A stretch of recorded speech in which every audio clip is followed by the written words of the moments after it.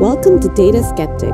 Data Skeptic brings you discussions about how data is changing our world. Our interviews are conversations with thought leaders in topics like data science, machine learning, and artificial intelligence. All right, Linda, happy 2018. Happy New Year! Any resolutions or anything? I don't make resolutions. Why not? I don't believe that January is the only time to make a resolution. That being said, I do like to look back on the year. I'm going to start a new tradition in which I look back on the year and think about all the things that have changed or we accomplished. We completed year one in our new house and really year one of running the LLC with you. So today we're going to talk about the agent model of artificial intelligence. So the term agent, if I ask you to put a definition to that, what would you say? It's someone who acts on behalf of themselves or someone else or something else. That's a great definition. For our discussion, I'm going to ask you to drop the or somebody else, like the lawyering kind of version of it, and just accept that an agent is an autonomous system that gets information from the world, makes decisions for themselves, and then takes actions. So this could be you and I. It could be Super Mario Brothers. It could be a person playing chess. Any agent is a person that takes actions in the world. That has decision making available to them. Yeah. So let's talk about Mario then, maybe, as a good example. What are some of the actions Mario can do? So we're talking about the video game Mario. Yeah. And which Nintendo? Okay, let's make this easy then, because Mario does a lot of stuff. Let's talk about original Super NES, Super Mario Brothers 1.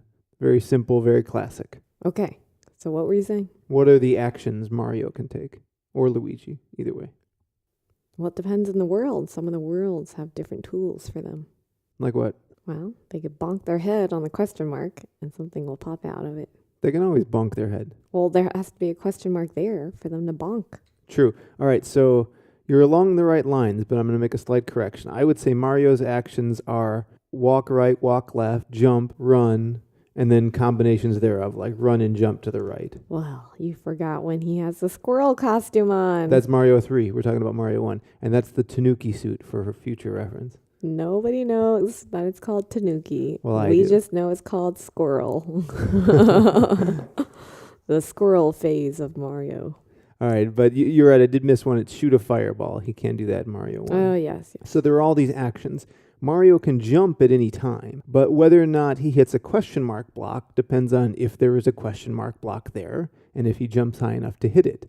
So that question mark block is not part of Mario, right? It's part of the environment. The environment, like the weather. A little bit along those lines, yes. So everything that isn't an agent we would call part of the environment. And the environment has a state. And the state of the environment is every little variable that defines something about it.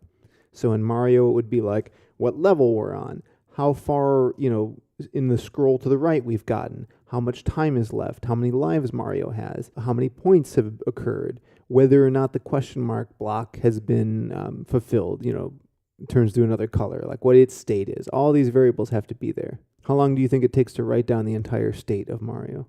The state? Yeah. As in the environment? Yeah, all the details that specify everything about where the game is at. When you say where the game is at, what does that mean? If you wanted to resume the game at exactly the same point, what would your save game have to contain? Well, what level you were on. Yep. And then where in that level. Where was Mario standing? And then within that screen, did Mario interact with any of those objects? And what state were those objects in? And then, yeah, that's it. Yeah, more generally, we might say keep track of every single object in the game and what its own independent state is. As much as that list is pretty exhaustive, it would be hard for us to write everything down. Obviously, that's an older game. It didn't take up a lot of space. And you could get like a NES simulator and, like a ROM, and you could take a snapshot of the game. When you do a snapshot in a ROM, it saves every little detail, every register and bit of memory in the Nintendo. So you have like a perfect copy of the working system. And that is actually the machine state that's running the Mario game. And then the Mario game is probably some little subset of that. But basically a state is the set of all possible configurations of a game or of an environment or of whatever it is you're looking at. Like the weather? Yeah, so the weather, if we talk about the real world has many, it's sort of like an infinite state almost in a way because there's so many variables. Like Is our stove on right now? Yes or no? That's part of the state. What the weather is part of the state. What the barometric pressure is. There's tons and tons of variables. So actually, you could never really capture the full state of the world in any, implementation. But what you capture is all of the aspects of state that matter. If you're like doing navigation apps, something like that, you don't care if our stove is on, and if you're a navigation app, but you do care if there's congestion on the 101 freeway. Well, you also care if there's raining, because if it's raining, people drive slower in LA. Yeah, so maybe the models that navigation apps use consider the weather in trying to forecast where traffic will be in the future. I don't know too much about that. Another good point here, the state will transition to a different state, usually on its own. Now, in a game like Mario, the state is transitioning on its own there too, like the counter is going down. But in a game like chess, you could say that the state doesn't change until someone takes an action. So let's talk about chess and then come back to the real world. What do you think the state of chess is?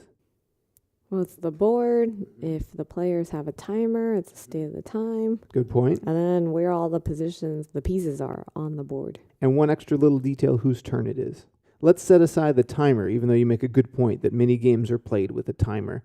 To keep it simple, let's say players have no timer. So you could make a save game that just records all that, and it really doesn't matter all the moves that came before. You know the current state of the game. And you also perfectly know the state of the game. There's nothing you can't observe. That's not true, right? Like if a game is halfway through and some of the players have been, I just call them eaten by other players. What does eaten mean? Well, you took it off the board. Oh, okay, yeah. You can see visually that player is not there, but maybe you don't remember how or who ate that player. Yeah, okay, actually this is an interesting point, and it takes us in two directions. First and foremost, when it comes to state, your point isn't all that important, because regardless of when and how a piece was taken, that doesn't necessarily affect the outcome of the game. All that matters is the current state of chess. In other words, if I get you into checkmate, I win the game. It doesn't matter if you captured my rook in round 3 or round 6, I still win. Well, I think in one hand that could be true, but what if it was a psychological play? Like if you ate the rook early on, maybe you demolished that person's confidence or something. Aha. Okay, so that is the other direction to take your comment in, and it's the sort of internal thoughts of an agent. So in pretty much all the literature on AI, I'm sure there's at least one paper out there that contradicts this, but for the most part and for everything we'll discuss on this show, when we think of an agent, we think of them as having private information. So everything in our brains, we don't share, or other agents can't see it, at least not directly. Like maybe if an agent is being, low self-confidence or worried, they could be sweating and be nervous. You might observe things about them like the sweat and inference that they are nervous. But it could also be that they have a fever and that caused the sweat. You don't really know. Now you can make an assessment, but you can't perfectly observe the state of their mind. They have private information. Well, I also think people don't always know what's going on in their mind either.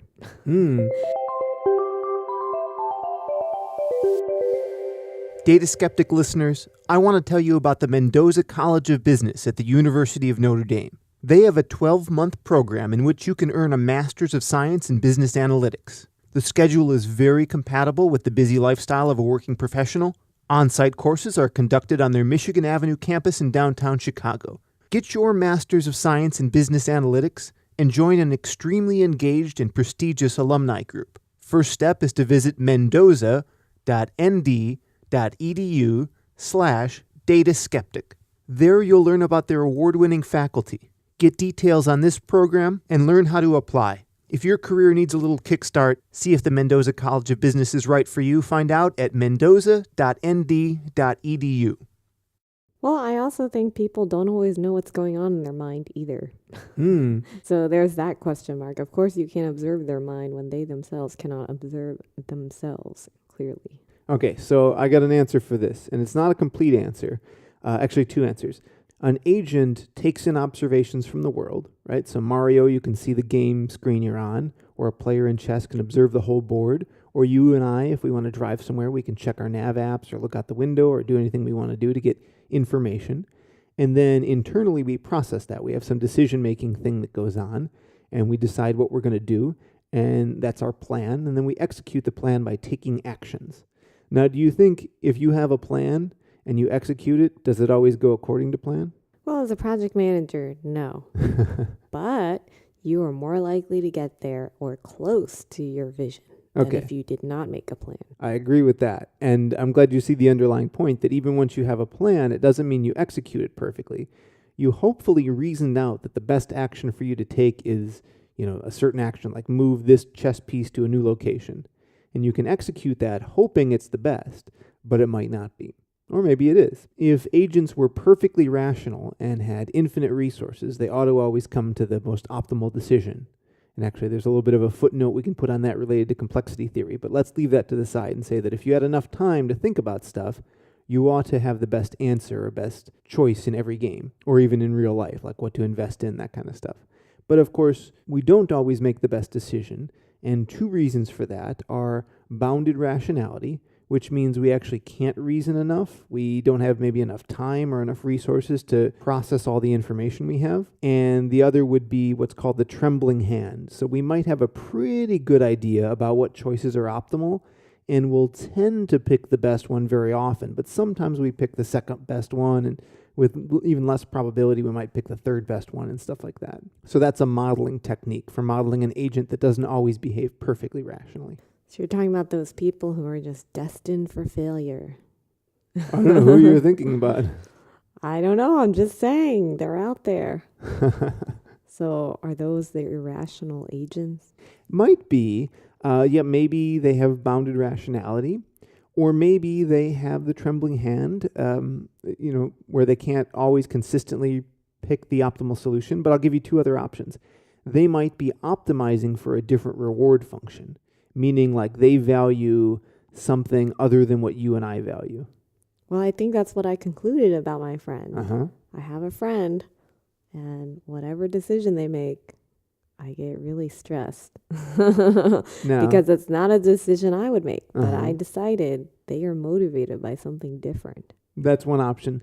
The other option is their decisions could have been rational and optimal given the information they had if they've only ever received bad information. Oh, well, that probably plays a role into it too, because I think some of their person's information, they have a different perspective than me. In order to talk about intelligence or artificial general intelligence, we have to have a framework for what intelligence looks like. And almost everyone in AI pretty much agrees that this agent model is the best way to do it. So in the agent model, there's two important things. There are agents and the environment. Agents we've kind of discussed. There can be many of them, especially in multi-agent systems problems. And then there's the environment. So the environment, as we announced, has a state, and that state is not always fully observable. In chess, you can see all the pieces. You can ask whose turn it is, so you can fully observe the state. But this process I'm trying to describe is we get imperfect observations. We have to update our beliefs about the world with those. And then given our beliefs about the world and what actions we can take, we have to pick what to do. So let's go back to a game like Mario. If you see a fireball coming at you or a bullet bill coming at you, what do you want to do? What's a bullet bill? It's those bullets that shoot across the screen. What level is that? They tend to appear in like the castle levels in the original Mario. Oh, the bullet. Yeah. I didn't know what it was called. Yeah, it's a bullet bill. Okay, so what was your question? What do you do if you're playing Mario and a bullet bill is flying directly at you? What's your action?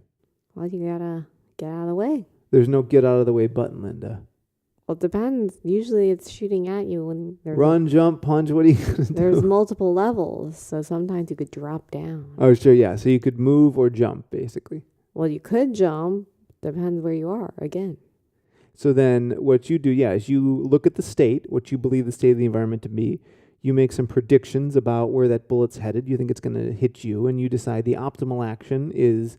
Well, it depends on where you are. Maybe it's to jump over it. Maybe it's to drop down to a lower level, something like that. But you come up with a plan, and you execute that plan by taking actions, which they themselves are probabilistic in the environment. It doesn't mean you'll perfectly get the results you want, but your action can have some change on the environment. So as agents, we have imperfect observation functions and imperfect actuators, where we can take actions against the world, but we can't perfectly know how they'll change the state of the world. So what do you think about this framework? Well, what is the framework? That we have the state and we have agents in the state. The agents have imperfect observation functions. They do something internally to decide what action they want to take, and then they take the action, and the action can probabilistically change the state. Why do you say probabilistically change the state? How do you know? Well, because in some scenarios, you don't know what's going to happen. So like in chess, there is no probability. If you can make a legal move, it just happens. It's not like you roll a dice and then decide if you can take that move or not. But there could be some other game where you say, oh, I want to move ahead 5 spaces. And before you can do that, you have to like roll a dice and roll a 5. So when you say, I want to move ahead 5 spaces, and then the roll happens, you may or may not get to move that, so it's uncertain. Or similarly, like, we could go to an auction. We could say, I will offer however much money for an item. And we don't know whether or not that action will result in the auction being awarded to us or not. So then what's your question? Do you think this framework is general enough to describe pretty much any situation that requires intelligence? I don't know. I haven't thought that deeply about it. What do you think? Well, I would say absolutely. In fact, it can describe many situations that don't require much intelligence at all, but thinking in this way is, in my opinion, very general, and most of AI is kind of framed in the context of the agent model. So I wanted to discuss it with you and a couple of the little finer points about what's probabilistic and what's an agent and what have you. Well, sounds like game theory. No, we haven't touched on equilibria yet. We will get to that as well, though, in the next couple months. Okay, well, game theory, you'll tell me. Yeah, we'll get into that in a couple more sessions. We've got some preliminary things to do. We need to definitely hit on reinforcement learning before we get to game theory, but we will get to it. All right, well, between now and then, please remember to keep thinking skeptically of and with data. Good night, Linda. Happy New Year, Kyle. Data Skeptic is a listener-supported program. To support the show, visit dataskeptic.com and click on the membership tab.